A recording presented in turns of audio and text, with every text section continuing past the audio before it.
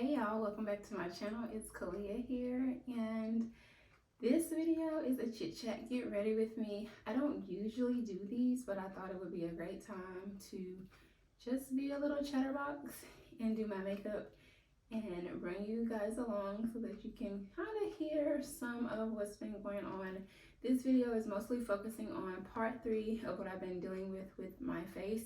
If you've watched the previous 2 videos, you would have known that I dealt with a reaction to a treatment that I wasn't even aware that I was getting, and just the ins and outs of having to deal with that, how I've had to basically move on from that person and what transpired in this final chapter of this incident, where she really didn't want to pay for my dermatologist bill, and how we got to finally come to an understanding. And then I'm just going to talk about friendship in general and just give you a few examples of what I have experienced over the past few years and how I decided to move forward on that. For me, it's just a matter of seeing it for what it truly is, assessing it, giving it to God, praying about it, and processing it and moving accordingly. So if you would like to see how I got this look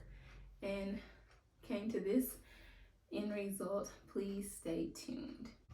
Okay, you guys, so we're just gonna get right into it, but before we start on the look, I would like to do a quick unboxing from when I did the Sephora VIB sale. It took me a few days before I even ordered from them, but I finally did get a few things that I felt like were like necessity things. I got the Patrick Ta dual-ended brush blush, and then I also wanted to try like this product candy fragrance, so I got that in the travel size because I've been doing a lot of traveling for work and personal. And then I grabbed this Fenty Beauty because I had points, and I got this with my points. It's the Hella Thick mascara. I've always only used Arbonne mascara, which I absolutely love. Since I have not ordered from there, I just decided to grab that to see because I've heard good things about it. And I also grabbed this Rare Beauty mini because I'm obsessed with mini items, mini hot sauce, mini anything, and so I thought this was so cute in the shade Hope. And I grabbed this travel size drop shampoo. I have a full size, but like I said, due to like the traveling and stuff, I felt like this would be perfect to have on hand. Also grabbed a few more samples. The Pat McGrath foundations. I've had this foundation one other time, but it kind of got old, and so I just had to discard it. And then I also grabbed this Arabi.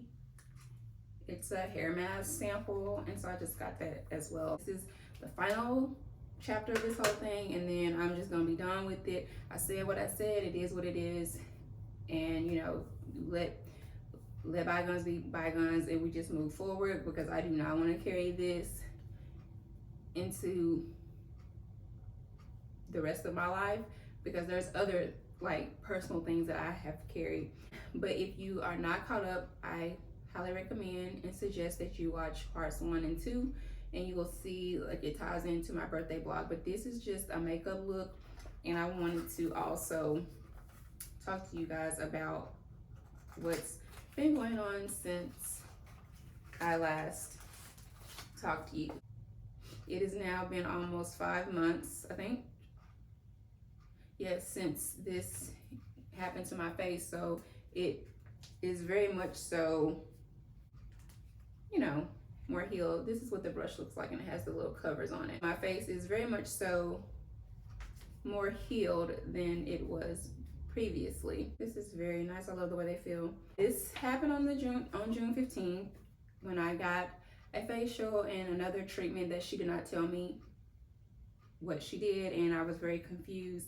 And by 2 or 3 days later, I was noticing that I was peeling and itching and really couldn't sleep. We had a lot of back and forth texts, and she said she was at a Jehovah's Witness conference. I looked up the dates on the conference, and it was not on the weekend or whatever that was that she said she was there. She had done like some type of boost peel on my face, which I guess is why my face was peeling so bad. But I would have known how to handle that a little bit better and not feel so frantic if I had known that I had gotten a peel.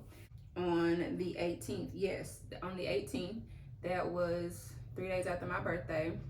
So that was a Tuesday. She was like, hey, I'm just checking on you to see how your skin is doing. And I told her that, you know, this has been very traumatic. And she was like saying that she had an African American dermatologist friend that she would talk to and she could possibly get me in to be seen from her, and that she would pay for any expenses that occurred. And I told her, like, I appreciate the gesture, but I would rather get someone in network, because to me getting someone in network was still going to save her money if my insurance covered a portion of that expense. And I needed more time because the trauma and the trust that I had in people had very much so, you know, impacted me in a negative way. We went back and forth because she said something about, well, you don't need to be plucking at your skin and stuff like that. And I was like, well, I had no guidance. And so I did. Now, I will tell you, this is the one spot that I did take the little blade that I touch up my brows with, and I had just like gently did like this, just like this. And by the time I pulled it back, I had taken off the first layer of skin. Like, I didn't even feel it happen until like I pulled it back and it was like, oh my God, like it's pink and now it's a little bloody. And so I did not do that to this part of my face, which is very dark. Right over here is dark and damaged, and like right here and all around it. Like, I never touched my face with this after I scraped myself a little bit. And I told her that when you are texting, things definitely do get lost in translation. There are typos. So I'll tell you how that ended up coming back. We kind of just like went back and forth, and I told her that I had been losing sleep because of the itchiness. And she said that she wouldn't have known to give me any guidance or anything because there was no precaution, and she didn't foresee any precaution. I'm just like, but you still didn't even tell me what you did. Like, that's the whole thing. Like, you didn't tell me what you did, and then you didn't call me and check on me for a month, over a month. If I have not asked you to call me, I'm pretty sure I would have never gotten a phone call. I started my research into finding a dermatologist. I had recommendations of back-to-back people. One person liked him, the other person did not like the dermatologist. Of course, I had to get a referral, and she had mentioned that to me after I had brought it back up to her later. So on July 27th, she texted to check on my skin again, and I responded to her about, because she was asking me how are the products that she recommended I use working now, and I told her that the Aquaphor makes me feel itchy when I apply it, and I was having like a difficult time dealing with the Aquaphor, but I'm still just trying to do it and use simple products. This is the foundation that I ended up finding and really enjoying. I use my stippling brush. This is the one by Sigma.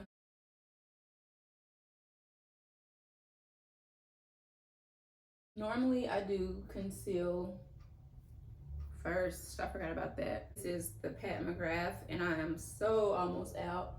But I just been having to color correct and do so much stuff here lately, and that was one of the things that I told her, that it's just very frustrating that I've been having to like just, you know, go above and beyond of like my normal, because that it takes me longer to do my routine.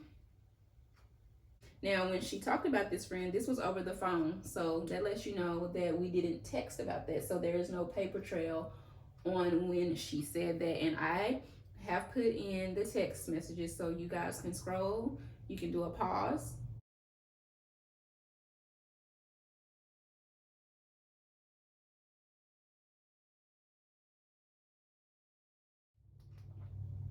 Or whatever, and then come back to me or whatever. But I, you know,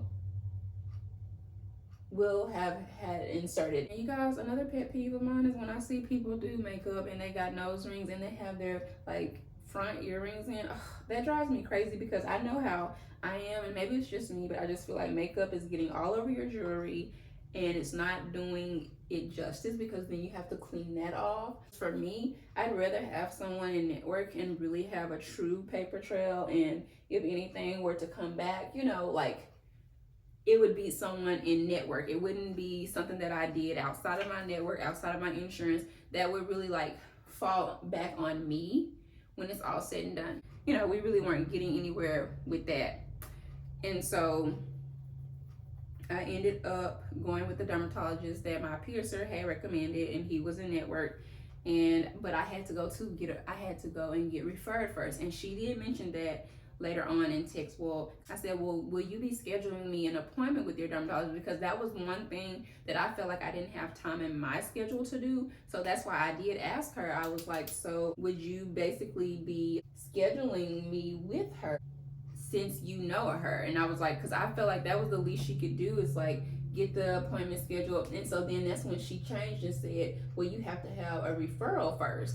And I was like, okay, but she was saying this is her friend, so I'm thinking she can, you know, get me in or whatever, and just get me seen because it was so severe. And I was like, yeah, I'm gonna just go with my own person because I don't know if I can trust her on any of this. That's what I ended up doing. I had to do the research. Later on, she ended up checking on me. It was the next day. She was like offering to bring me some moisturizer and like some professional products that she said were like really gentle, because I told her that the other stuff was like making me itch and stuff. So she was like, you know, I'll bring that to you or whatever, and or can you come by and pick it up? And I was like, no, I've got a lot of back to school stuff going on with my son, so yeah, I cannot come by there. Like, we'll have to try a different day. So then she was like, okay, well, I'll just bring it to you. And I really didn't want her coming to my home, so I was like, you know, I told her where I work. So she ended up bringing it to me, and during that interaction, you know, it was just kind of like making excuses for what had happened. And you know, I prayed to my Jesus, and like, I just don't want this to be like this, and you know, like that kind of talk. This has never happened to me. She was just like, I just want to get back to, you know, like where you trust me again, and maybe, just maybe, you know, you will come and see me again. I felt like at that moment I was somewhat kind of open to what she was saying, but I knew that, you know, only time would tell. And by that time, I had scheduled an appointment with my PCP, which made me mad because I knew that I was going to have to pay that bill, and I never even made her responsible for that bill. I never brought it up to her. I just like charged it to the game because at the end of the day, I felt that it really would benefit me to be seen by a dermatologist. So I was just like, you know, I've never been to a dermatologist. I've never had major skin issues. Like I said, you will see in the previous videos where I talked about, I've never been like so OCD about my skin that like, oh, I gotta get a peel. I mean, yeah, that maintenance stuff is cool if you can afford it and the results are worth it. But for me, like, I've never gotten like routine peels or nothing like that. I just try to do the basics, get my brows done, get a hydrofacial because I'm normal to dry, and go on. So I have two setting powders, which I know that can kind of be drying, but it does set. And I have the Danessa Myrix one. I have a Laura Mercier. I'll do the Danessa on my right, which is your left, and then the Laura Mercier on my left, which is your right. Oh, only on one side. I did not mean to do that, y'all.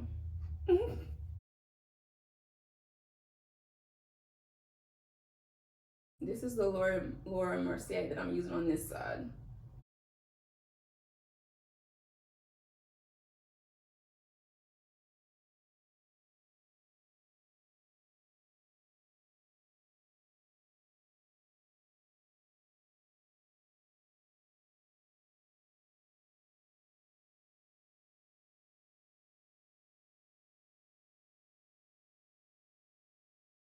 So while that's setting, I guess I'll do my eyes so that any fallout will be caught. August, I think it was August the 20th. August the 24th or so, I ended up getting my hair done. I got the highlights and all that. And I posted it on my stories, and she was like, looking good, looking beautiful. She would only talk to me in my stories, when before she would actually talk to me like on my actual feed.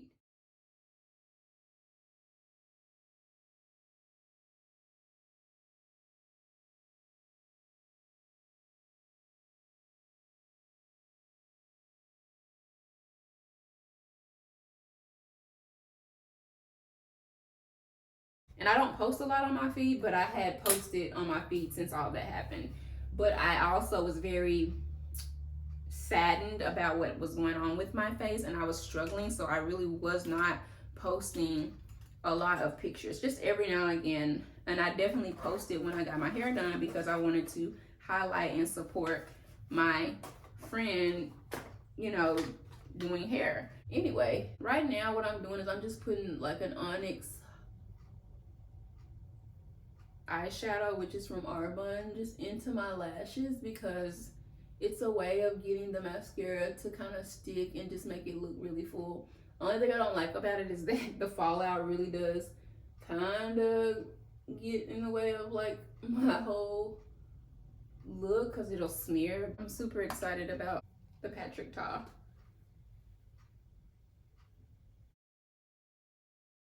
And contour just a touch.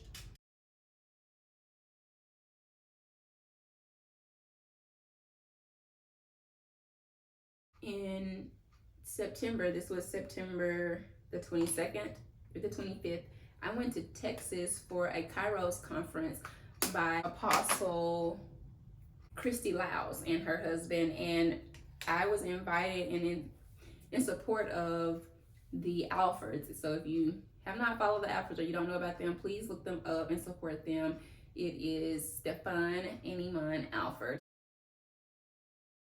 Before I got there, I was already planning on figuring out how I could fit in and see Brows by Nikki. I've been connected with Brows by Nikki for, it's been over, I wouldn't say over 10 years, but it's right at 10 years. I feel like the first time I got to go to her, I went to a natural hair event, and this was around 2013, 2014. In my head, it was like, if I could go to her all the time, I absolutely would. If I could just schedule an appointment and fly to her, I absolutely would.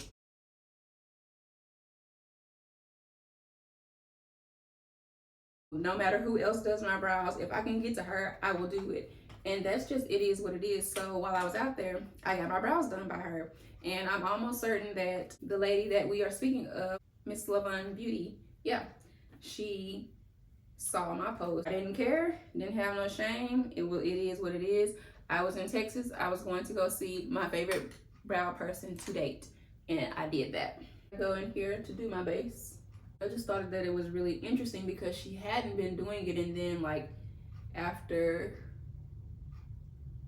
you know, I went to the dermatologist and stuff, it was like she was starting to change. After I got back, you know, I was back in the office, I was doing my thing.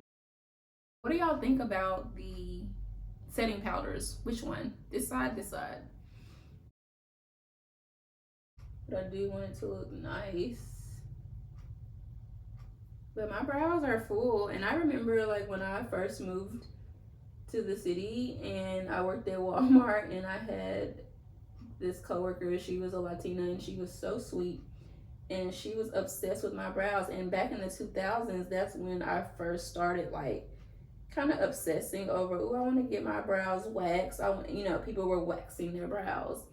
And she told me, don't do it. Don't touch your brows. Like, they're so beautiful. Like, they're so naturally beautiful. And now, like, all these years later, I've been waxing them, which is the worst. You know, getting them threaded. And I was going to the Lavon lady. She always waxed. And she had made a comment too about my skin. Like, I just noticed how you get all so red and this and that. whenever I would wax you, and that's why I felt like you needed this, that, and the other. And I'm like, well, if you noticed it, maybe that you would understand that my skin is sensitive, and like maybe we should come up with a better solution. But no, it's about the dollar, it's about getting the money. She ended up texting me on 9/28, September the 28th. So you guys, you gotta think, that's been basically a month since I went to the dermatologist, and she did not think to check on me the day of. She just didn't think to check in a week. It took a month for her to say, hey, I'm just checking on you. How did your appointment go? I went over with her with the appointment about the post, inflammatory hyperpigmentation, what he told me to use, all that. And I really don't know what's going on with my eyes. How one lid is it's kind of like changed a little bit. I don't know. I've gone through so much. And so just going through it. So who knows? But hopefully God will touch it and bring it back to like normal, because it could have been stress. I told her how that went, and then she was like, well, thank you for letting me know, and how would you feel about doing a complimentary makeup lesson? She was like, oh, I could make a house call, or I could do this. And I was just like, yeah, I definitely just don't want her in my home, because I just don't. I end up waiting on it. Like I literally did. I did pray about it. I thought about it. I didn't talk to anybody else about it, because I know opinions would fly off, and people would say, no, you should sue her, and you like, this has been too much. And so I just thought about it, and I was like, I don't hate this lady, I don't hate her, but I just feel so mad about how she has done everything, but there's nothing really that I can do about that. I gave it 3 days, and on October 1, I asked her, well, what's your availability? I've got a lot of stuff coming up, a lot of work travel, I was just letting her know, and I told her my availability, and she was like, well, hey, I can do this day at like 4:45. So it was a Wednesday. October 1, I went to her studio, because she also told me that she was in the process of moving, and she was going to be opening up a different shop. I agreed to see her at the studio, and I got there at 4:45, and I put in her code to be buzzed in, and she let me in, and it was pretty quiet in there. It wasn't a lot going on. And she was just like, hey, thank you for coming. Oh, but before that, so she has did the little auto thing, or the AI probably thing in her stuff, where it sends me an email, hey, you have an upcoming appointment, all that. And then she had texted me, and she said, make sure you bring all your makeup, and make sure you bring everything. Because I was like, okay, she said makeup lesson, that means she's not doing my makeup, I will be doing my makeup. She would just guide me with the tools that I have, and we would go over product and go over stuff, and work out a plan for me going forward with a damaged face. So I come in there, I have this bag, I have another whole big bag. I go over with her like what all I have, all of the like everyday makeup I use, what I'm still using to cleanse my face and everything, and moisturize, and daytime, nighttime. And I go over like my background history, because that was one thing that we had never talked about. Like, how did I come into makeup, or like, what, why, how am I inspired? Who inspired me to do my makeup look? So this is the palette again, and I think I'm just gonna use this green like shade right here. It's one of my favorites.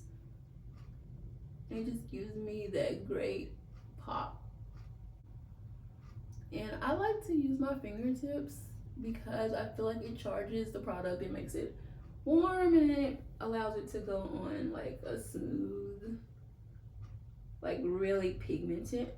This is where I felt like I was wasting my time. So